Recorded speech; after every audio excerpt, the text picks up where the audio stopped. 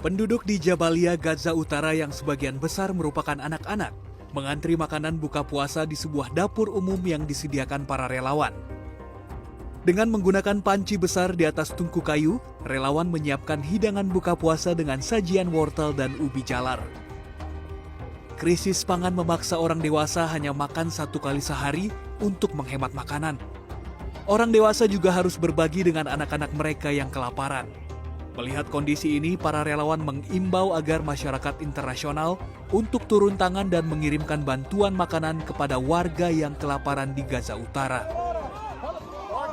رغم الحصار ورغم سوء التغذية وفي أول شهر رمضان ورغم المجاعة في شمال غزة أطفالنا مش لاقيين حتى الآن يأكلوا لا أكل ولا شرب ولا مي ولا طحين جميع الأطفال هذول بحاجة إلى تغذية وإلى دعم مالي ودعم إنساني فمن ناشد جميع الدول العربية وجميع كل الضمائر الحية الرؤساء المسائل أيا كان له ضمير إنساني يراعي مشاعر الأطفال من حيث الجوع من حيث المجاعة اللي بتمر وإحنا مش لاقين حاجة ناكلها.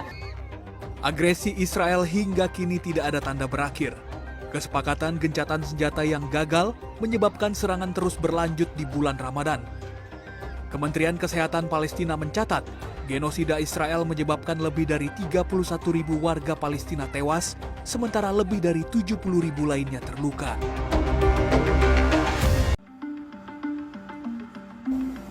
Menjelang Ramadan, Organisasi Kesehatan Dunia atau WHO berhasil mengirimkan bantuan ke Rumah Sakit Al-Ahli Arab dan Al-Sahaba di kota Gaza pada Sabtu lalu.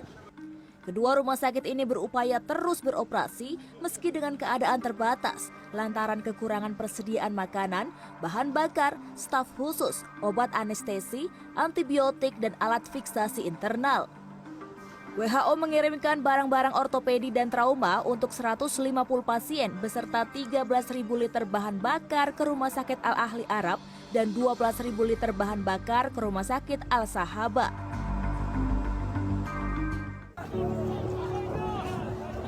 Israel menyebabkan kelaparan warga Palestina di Gaza. Selain melalui darat, sejumlah bantuan pun berusaha dikirimkan melalui jalur udara. Seperti yang dilakukan Komando Pusat Amerika Serikat atau CENTCOM bersama Angkatan Udara Kerajaan Yordania yang mengirimkan bantuan kemanusiaan ke wilayah Gaza Utara pada Minggu. Bantuan yang diterjunkan dari udara ini terdiri dari 11.500 makanan termasuk beras, tepung, pasta, serta makanan kaleng. Namun bantuan yang dikirimkan belum bisa mencukupi kebutuhan semua warga Palestina yang masih bertahan di daerah tersebut. Dalam sebuah rekaman video memperlihatkan sejumlah anak-anak berusaha memungut bahan makanan yang tersisa dan terjatuh di tanah. Mereka kalah cepat dengan orang dewasa lainnya yang sudah lebih dulu mengambil bantuan.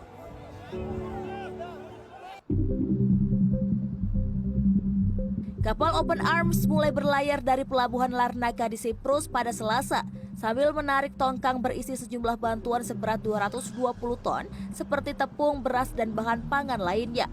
Perjalanan menuju Gaza biasanya membutuhkan waktu sekitar 15 jam dengan total jarak tempuh 322 km. Namun dengan beratnya tongkang, perjalanan diperkirakan akan membutuhkan waktu hingga 2 hari. Jika misi ini berhasil, maka akan menjadi pertama kalinya Israel melonggarkan blokade laut terhadap Gaza sejak 2007 silam, setelah Hamas menguasai kawasan tersebut.